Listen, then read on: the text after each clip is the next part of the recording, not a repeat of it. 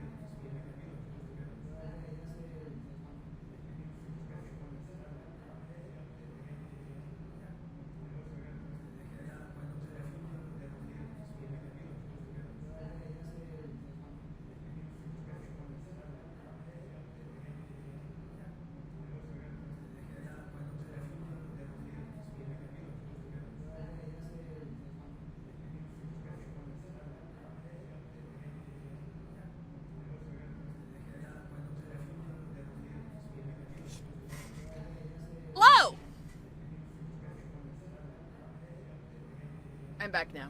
Let us continue. Let's watch Mr. Perez continue talking in YouTube poop speak. The club's owner revels in the suspense before theatrically calling for the next lot.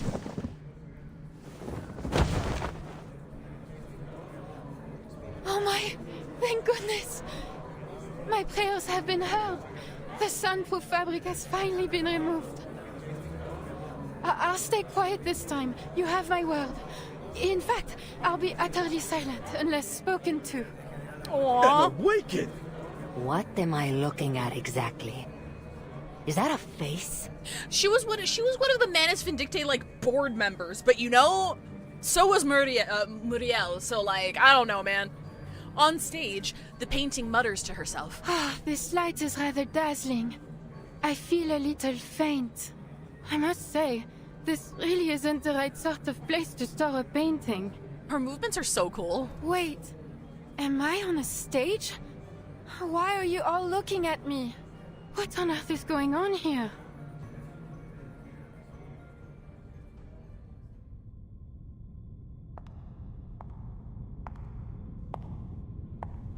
Uh-oh. Moments earlier, Loren's butterfly slipped away from Anil into the crowd. Now in short order, she finds herself backstage. The air here feels different. It's moist. This place is full of plants. Not enough to gather the specifics of the location, but we've gone quite some way from central Mexico City. Explains why I never found much there. She slinks along the empty hallway. Auction started. Senor Perez has taken the stage. Wish I was sitting down there. I hear they're giving out unlimited drinks. I could use the tequila. Taking the stage. Huh. He's still hiding behind that screen. What? I said what I said.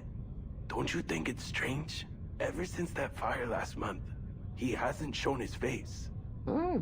You didn't hear? Senor Perez thinks it was an inside job. There's no way someone else got into the gallery that night. It could only have been one of his higher-ups. Still hasn't sniffed out the rat, though, so he's being extra careful for now. Yeah, what do I look like, a moron? Of course I know. But what I'm saying is, he hasn't talked to anyone face-to-face. No one. Luisa, Javier, Pablo, they can't all be traitors. What's hiding your face gonna do? Like... Layla said she heard some weird sounds coming from Senor Perez's room when she was on night patrol. More than once. Uh-oh. She said it sounded like some kind of scurrying thing was moving inside the walls. Uh-oh. A monster in the walls? Yeah, maybe it is 3 critters in a trench coat. I'll bet he got burned bad in that fire and doesn't want anyone to see. Hey, I dare you to sneak backstage and find out. You crazy? I'm staying put right here. There's no bet worth risking my neck. I could do you both a favor. Find out what happened to him. Whether taking her as an attendee or a guard they don't recognize, the two of them momentarily don't think past the helpful offer. No kidding. You do that? That'd be great. You should really be calling him Senor Perez here in the club, though. Wait, who are you?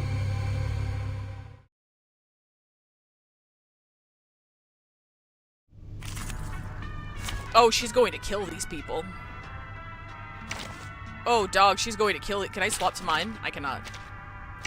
She's gonna fucking kill these people. Alright, where's our lingering glow team? We got Beryl, Bonish. We've got Lorenz. We got Lorenz. We got, where the fuck is Marcia? We got Marcia.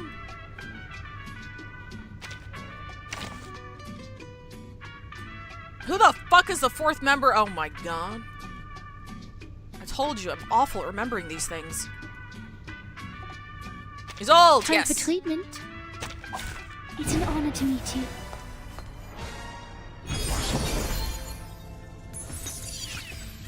Let's try to have them last long enough to use, oh wait, no, we already had, no, never mind. Never mind. Never mind. Oh, it does show you beforehand, I didn't see it!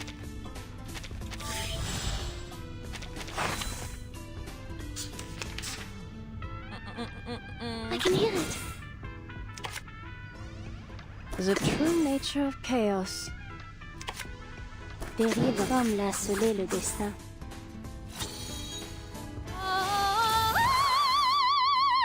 Sensitive to initial conditions.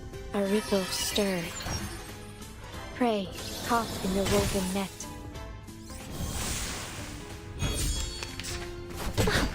A sacred charge. There's strength in restraint.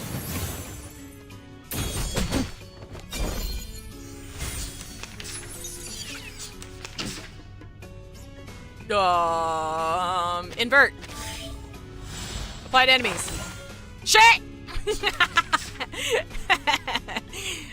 All it takes are some minor changes to the initial conditions. Hang on, let's read this.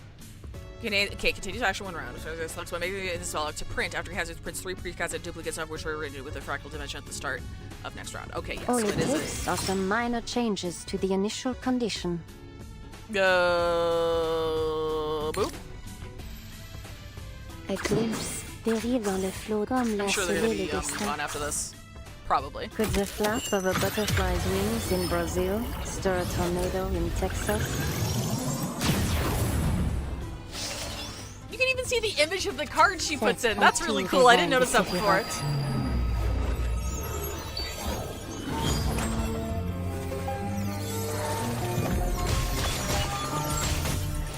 She just counterfeits a bunch of cards. It's fine. Voilà donc Which succès. incantation would you like me to put in my 3D Attends pour la printer? fin. Non la prophétie, mais par mes propres mains. Don't worry, mis amigos.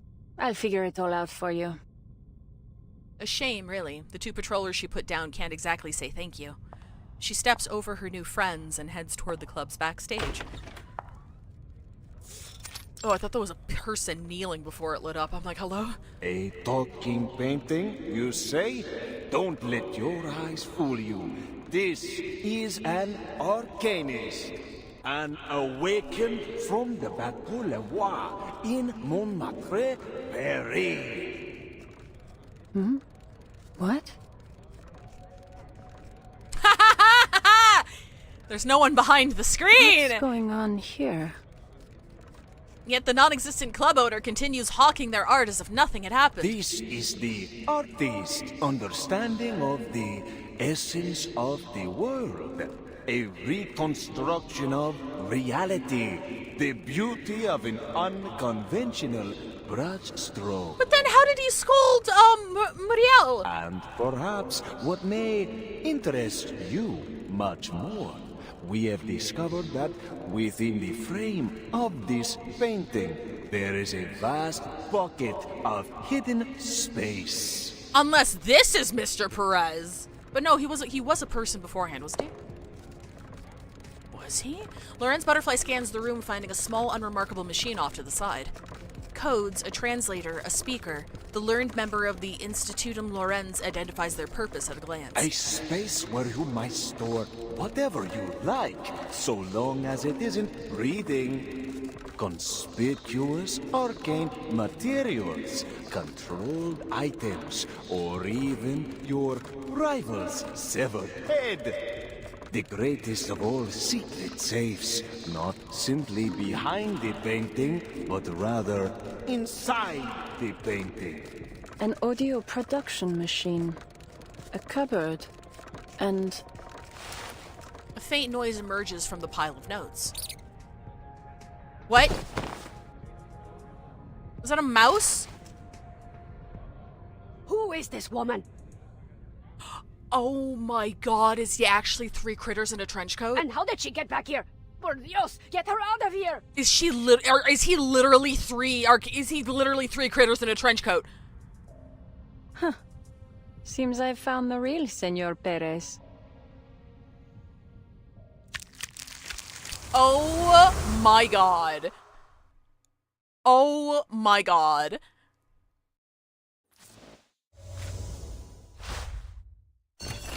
Small notes left behind the screen. Open the cipher. He's done for. Move. Shut it. Your life ain't worth a cat's ass.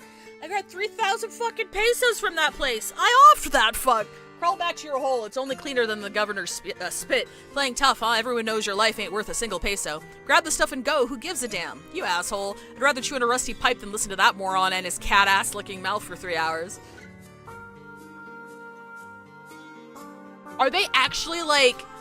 Were they emulating, like, them actually YouTube pooping his fucking lines together?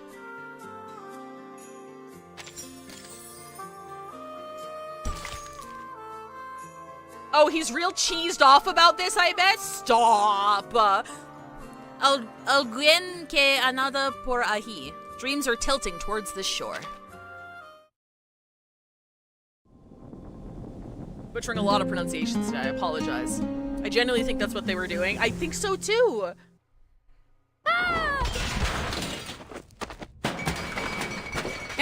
Teleportation ritual drops them midair, leaving Loggerhead to tumble to the ground in a clatter of metal. The auction has just begun. Impassioned words from behind the screen heat up the atmosphere, drawing every eye to the stage. Get up and quit quivering. Oh, right. We need to look like regular guests here. So, we take a seat, cheer and clap with the others, raise a paddle to bid some small amount that nothing will ever sell for. That way, we won't catch too much attention. Just do enough to slip by. Reminds me of a movie from 1928. Shut it. Just shut it. I swear, if you bring up another movie plot, I will sock you. Stop talking about movies. She only intended to get the camera-headed girl's nerves in check, but her sharp words catch the attention of a guest nearby. Pardon me, senoritas, but have you never attended an auction before? Coco and Agat betrayal! No. I mean, we kind of know what's going on, but... Don't you worry yourself over us, senora. Oh, don't get me wrong.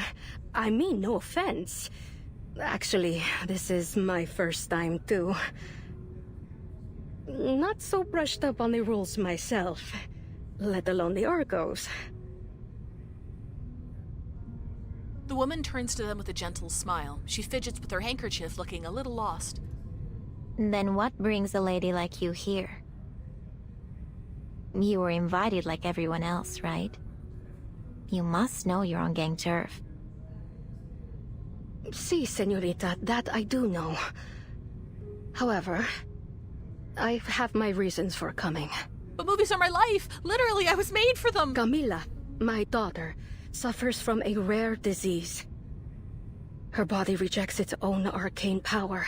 Oh shit. Her blood is escaping her body. There's nothing we can do to stop it. That's fucking horrifying. It's funny, I don't think she made a single movie reference in 2.5. Yeah, I think you're right.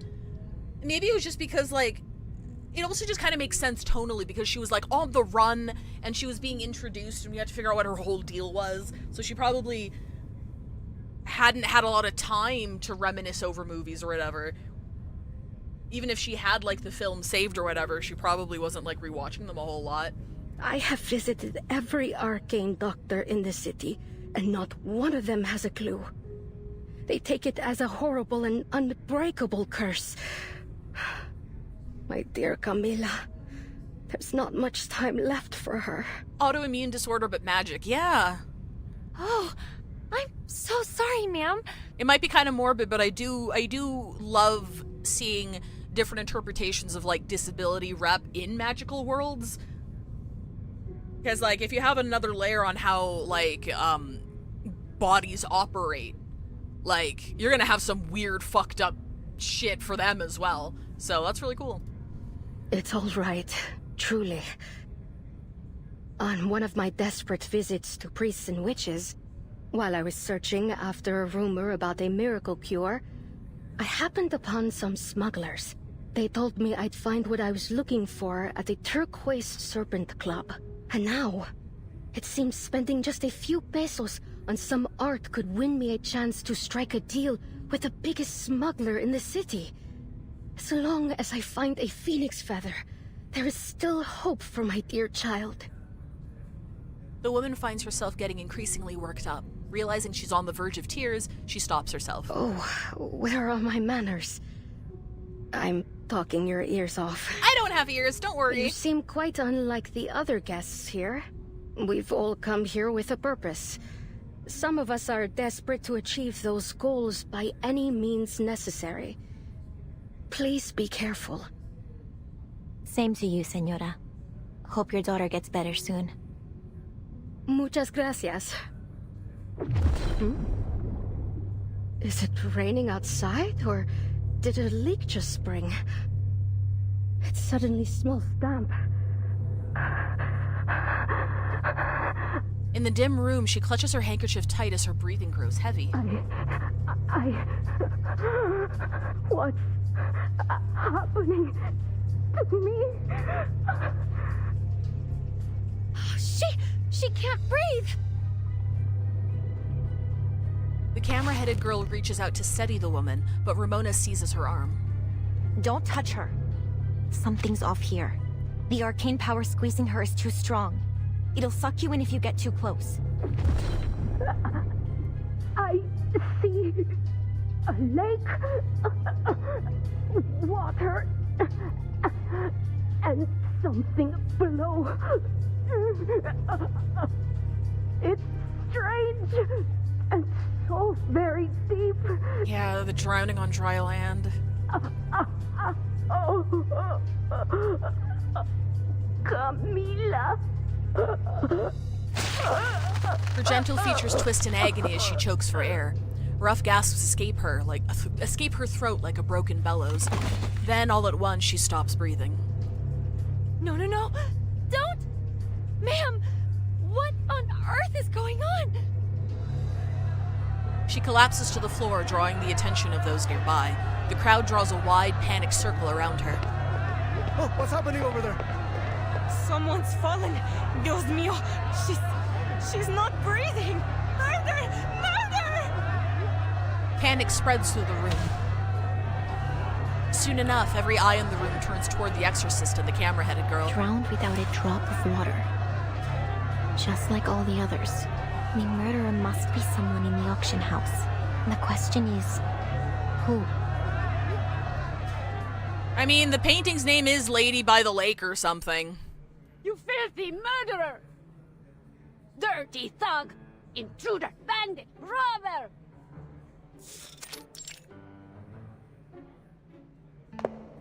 This room's a bit small for all five, wouldn't you say? Sympathetic backstory into instant death. Brutal. Yup, and now back to the talking rats. The unbothered murderer, thug, intruder, bandit, and robber raises an eyebrow. Are you finished with your whining? It's time for you to choose your interrogation method.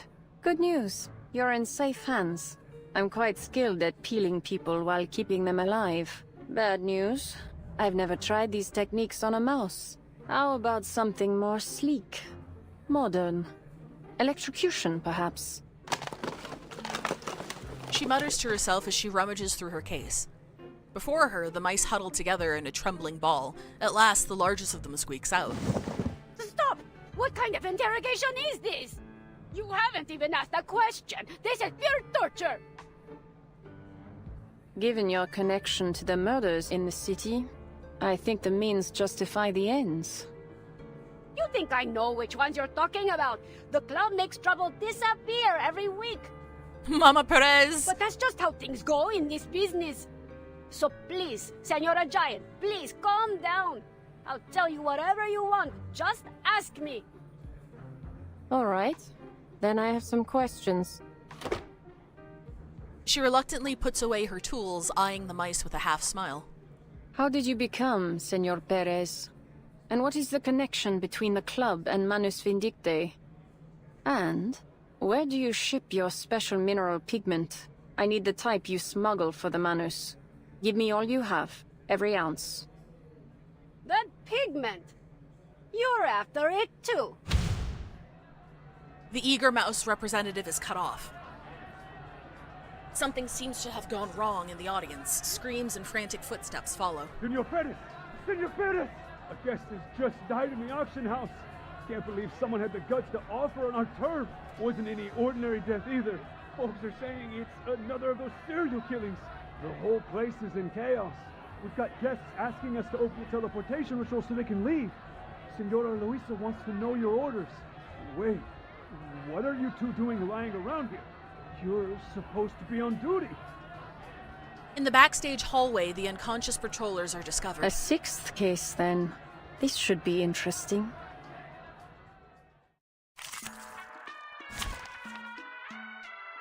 Hey, it reverted back. Revert back. Don't revert back. I want... Fuck. We got Beryl. We've got Isolde. We've got Marcia. Combat, science, they both take lives. The only difference is who pulls the trigger. A chance to gain control, but how can we make our game a little more fun?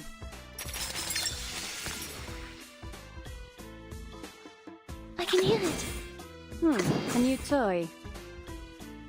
Restraint is part of the training. Comme l'a scellé le destin. Mon officier n'est pas un capitaine. Oh, I do like that look on your face. A necessary counterattack. The tremors of fate.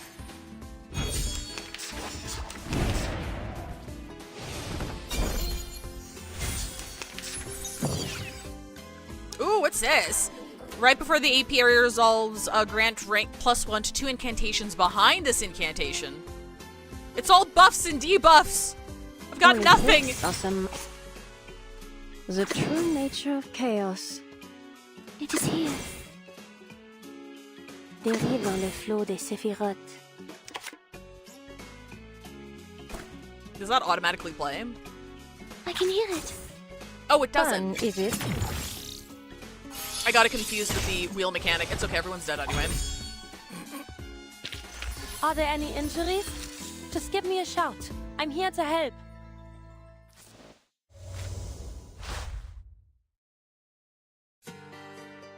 Oh, that's it? Oh, okay. Got out of it. Okay, well, I think I don't want to end on that. We'll do one more. We'll do one more. Scream, Chapter 11. We've got chaos, deceit, thrills, and arcanus, everything you could ask for. Barrel blast. Sounds like a new flavor of cereal.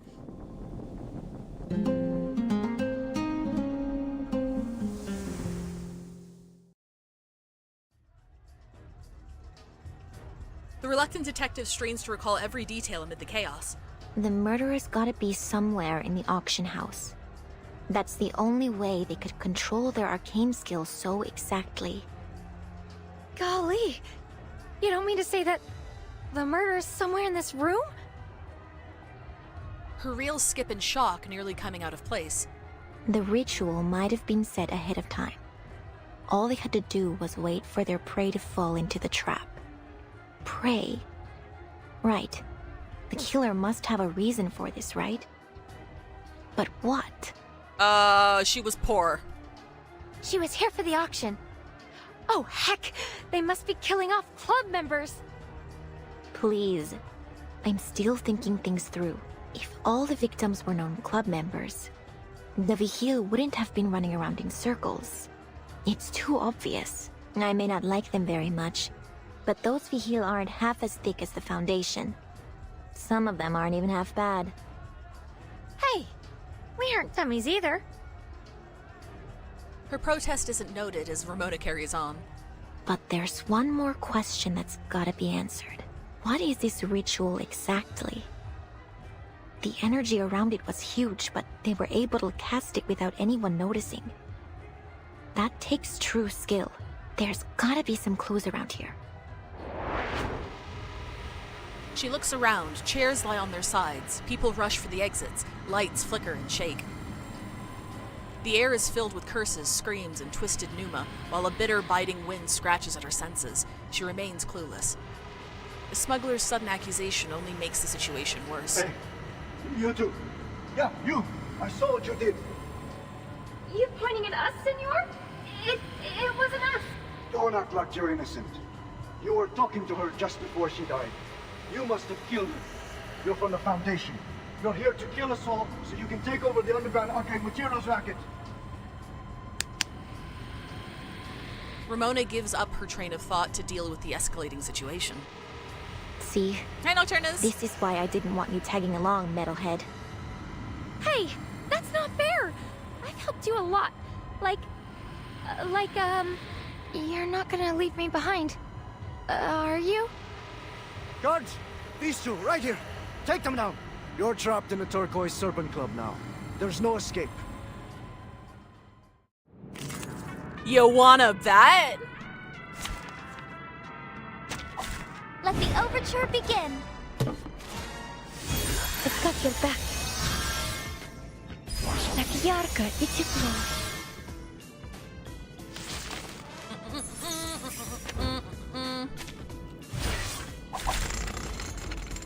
I think this one's ours.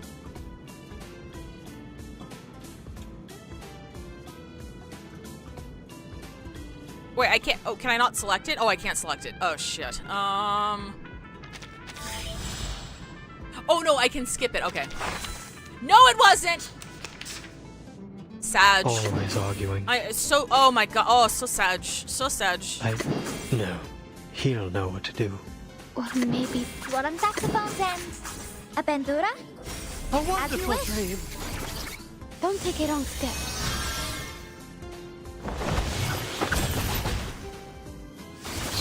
Wait, 17? We killing the whole club?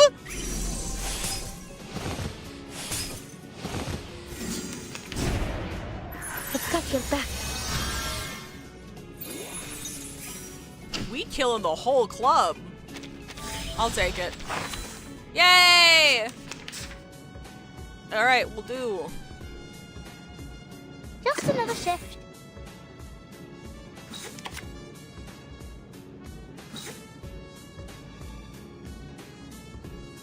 I think we want our up ASAP, right? What I'm good at.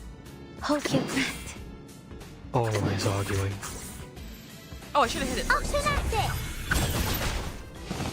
Laundry time.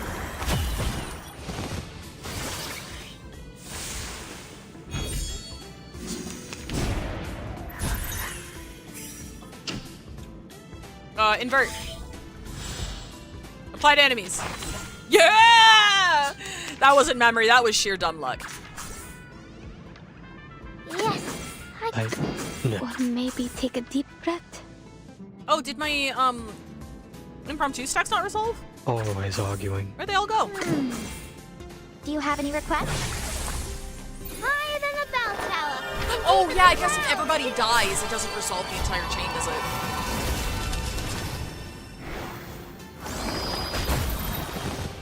Ridiculous. The stars have just got to We kill them the whole club. We're having a full Kingsman moment here.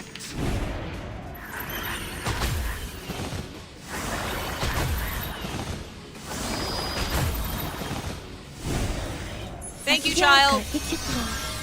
I kind of like the fact that we have like a little extended fight because usually these guys are so weak.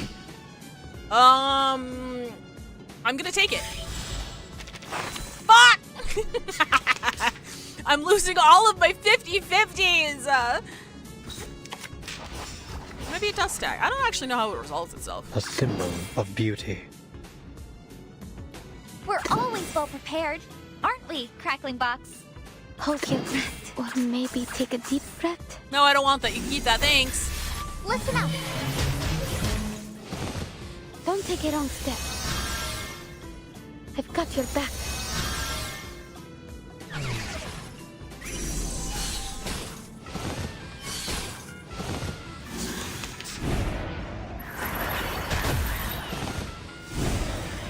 Так ярко и тепло.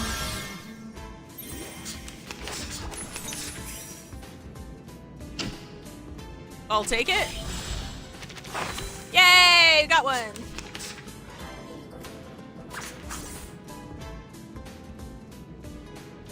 It would resolve after this, wouldn't it?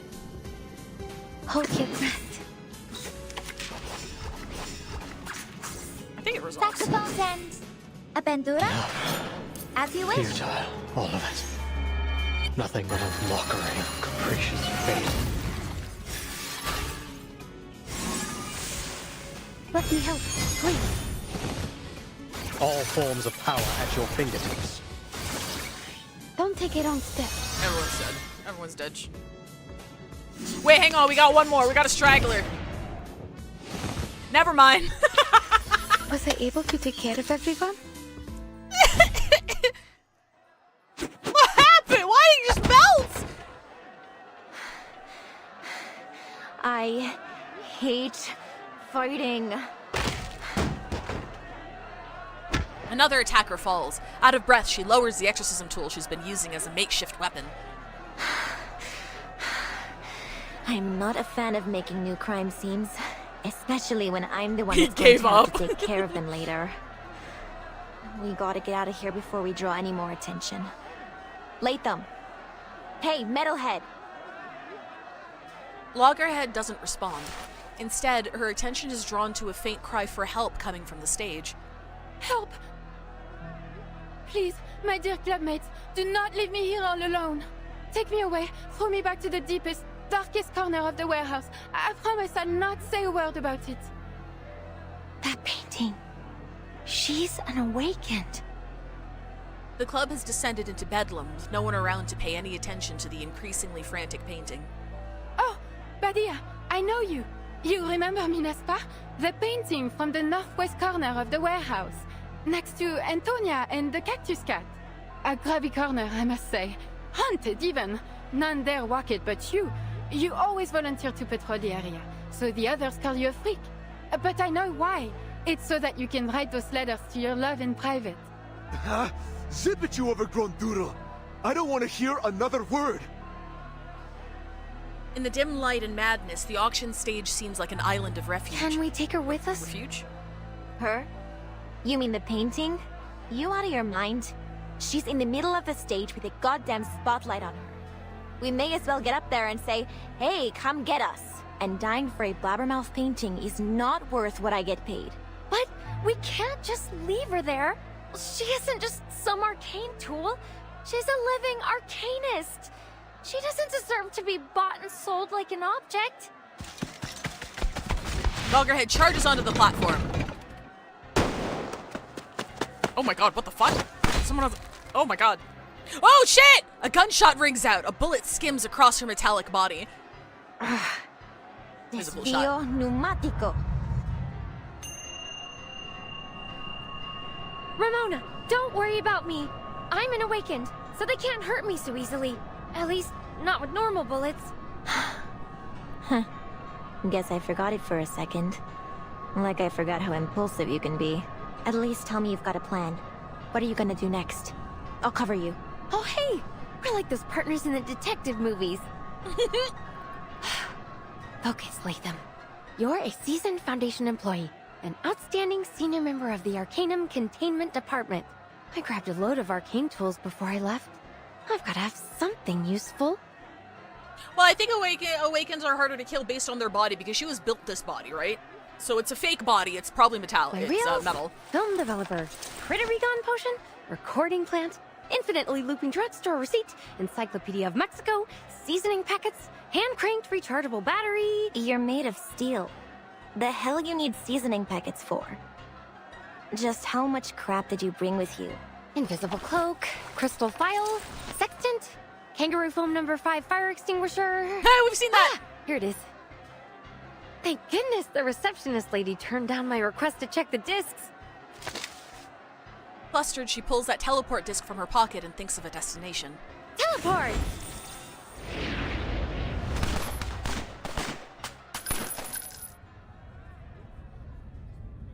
They disappear all at once from the scene, leaving the club in an uproar. Diablos! They escaped! And they took that painting with them. So they are here to sabotage the auction. Those Foundation bastards. Can never trust them. Well, at least we're safe from them now. Still, seems like it's time to leave. Or is the auction still on? Are you letting us leave or not, Senor Perez? Have you lost it? This auction's a disaster. A joke, I tell you. I intend to have a long talk with Senor Perez after this. I can't stay here any longer. Por Dios, a woman just died. With the apparent murderers gone, the club settles into an uneasy quiet. Whispers spread and people begin to search for an exit. At last, the club's security takes the stage and provides the necessary, if foregone, conclusion. We're sorry to inform you that today's auction has been put on hold. Senor Perez was injured in the chaos and is currently unable to host the auction. He's right there! Senora Luisa has asked us to take everyone out through the emergency exit. This way, señorita. Oh, thank you. The frightened guest presses down on her case to muffle the alarmed squeaks coming from inside. Pardon the noise. I'm allergic to the glow of arcane skills, so I always carry some fresh mandrake with me. Their juice can ease the pain. She lies as easily as she breathes. Though they can be a little rambunctious.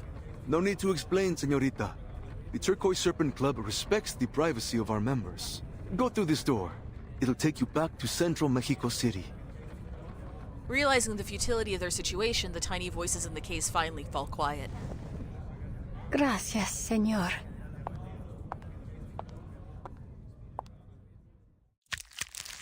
All right. I think now's a good time to hit it on pause so we can finish the rest tomorrow. If we go over, that's okay, because we don't have bingo tomorrow. Interesting. All right. Okay, so, yeah, we'll be wrapping this up tomorrow, same time, same place. There is no bingo on the main channel tomorrow. As for next week, I'll be finishing Zato on the main channel on Monday. Eventually we'll be back Thursday, Friday. We'll be doing more Yeek there. And then next weekend, the schedule's going to be a little bit shifted. At the normal time I start my Saturday streams on this channel, we're going to be having a Cyberpunk Edgerunners marathon in the Discord server.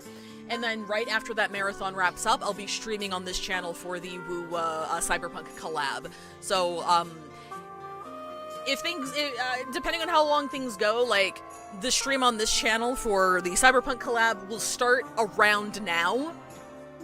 Or maybe around like half an hour earlier than right now. Next Saturday. Yeah, baby! I'm excited! Okay, let me see. Who do we have? Who do we have to run into here? Let's see. Kirsten V is playing Resident Evil 2. We got Digi, we got Shubba, we got Corey. We got Segi.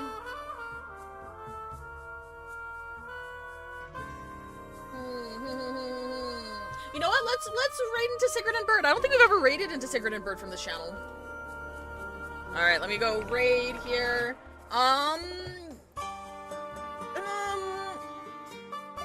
If you want to do a raid message, you know what would be fun?